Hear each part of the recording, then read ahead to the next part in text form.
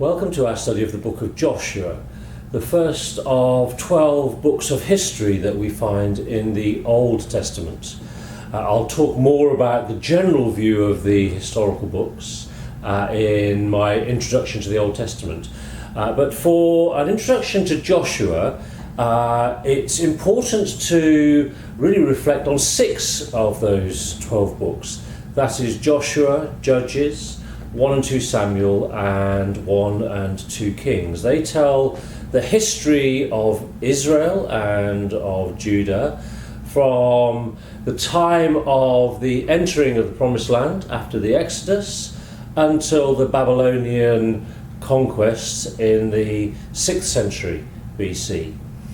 This is important because recent scholarship, particularly put forward by a gentleman called Martin North, suggests that actually all of these 6 works were originally part of a single work which also included Deuteronomy, telling the story of Israel during this time from the perspective of the Israelites under the Babylonian conquest. Now, the North theory was very popular and still is. It's called the Deuteronomistic history theory. But there has been some doubts placed upon this, particularly around the book of Judges, where recent scholarship has suggested perhaps this comes from a different perspective, a different source. And indeed, the Deuteronomistic history is largely the book of Joshua, half of the book of 1 Samuel, 2 Samuel, 1 and 2 Kings, which is fair enough. And they put forward some good reasons why we may think that Judges comes from what they call the late Elohist tradition, which is a tradition of writing from the northern kingdom. The book of Judges doesn't mention Israel. The stars, if you like, of the book are all of the northern kingdom. So there is some suggestion that this may have been grafted in for continuity purposes and may have been sourced from another writer. Nevertheless, what is important is all of these books come from what you might call a late period and perhaps have a purpose behind the compilation of this particular history of Israel and of Judea.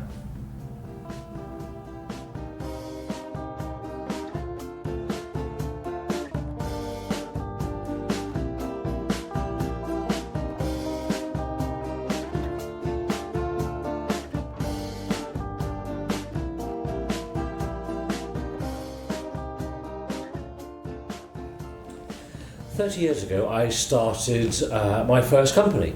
I was a precocious 24-year-old, and I decided the world of employed work had fulfilled its purpose, and it was time for me to start my own company.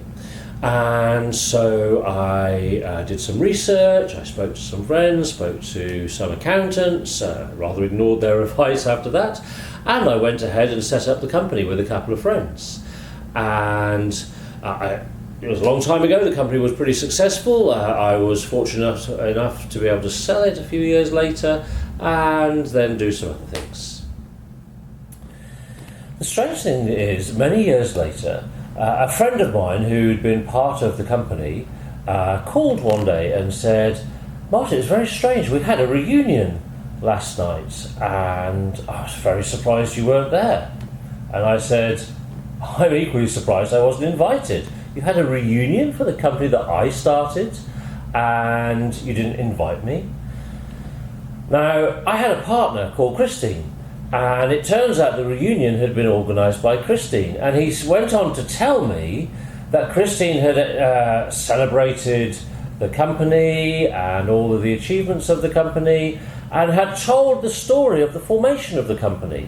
And the formation apparently involved entirely the work of Christine, and I wasn't even mentioned, even though I formed the company, set it up, did the original work, and I was quite hurt. And It's interesting because I've reflected on this, and you know what? I think Christine's story is perfectly reasonable. I tell my own story, and my story involves me and all the things that I do, all the things that I did. That's my history. Christine tells a different story as she remembers it. That's her history. The point is that any history is dependent on the perspective of the historian, the story the person wants to tell through the compilation of events or stories or sources that they've pulled together to create the history. And scholars recognise that the histories in the Bible are no different.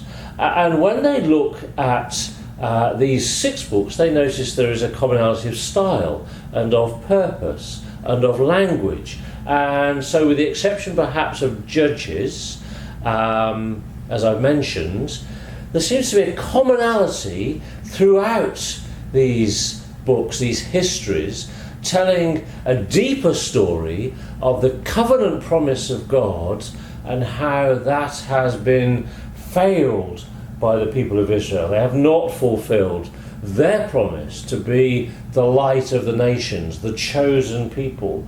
And so perhaps the author has found the people in exile in Babylon and is reflecting upon how they have reached this low point in their history.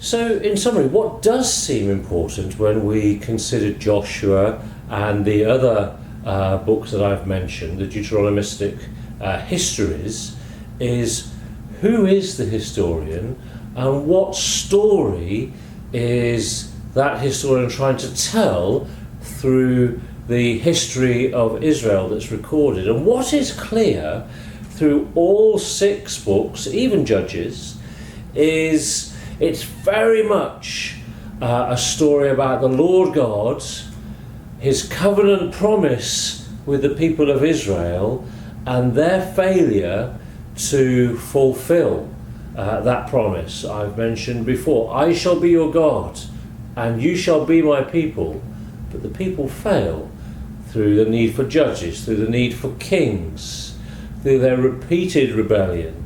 And so eventually, as they are taken into exile and they ask themselves, how did this happen? We are the chosen people.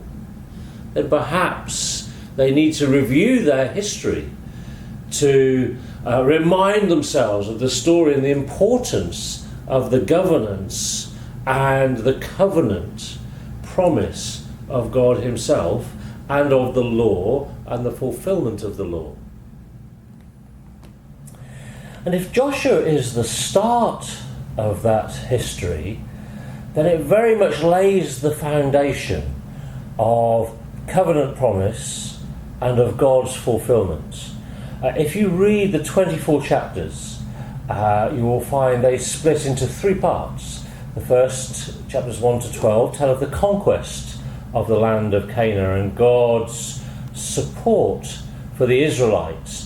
You have also the importance of following God's command and rule, as we see the awful story of the sin of Achan and the consequences of going against the Lord.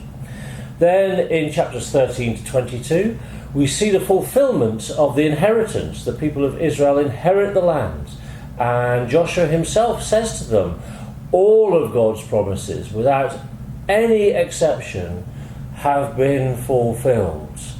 And the book finishes with a warning insofar as all of the good things that God has promised have been fulfilled.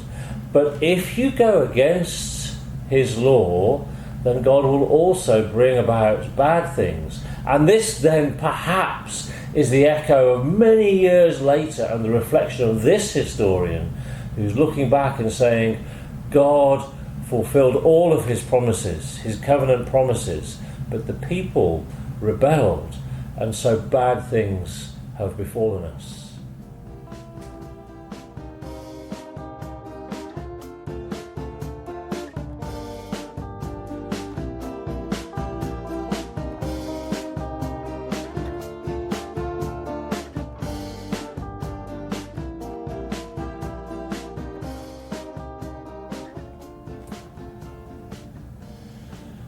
So I want to challenge you with these histories. We will talk more widely about the nature of history and prophecy. And I want to also encourage you to understand that the historical story, again, tells something of the story of God. Remember, out of this come the prophetic writings, the great prophets of Isaiah and Jeremiah and Ezekiel, and what we call the minor prophets. And as a pointer, this definitely tells a story from perhaps the Assyrian exile in the 8th century through to the Babylonian exile in the 6th century. This is the period where we have our real focus, and out of which, most importantly, comes the promise of a Messiah, a Saviour, who will bring about God's purposes and God's ultimate promises through creation, through the people of Israel, and ultimately for the world.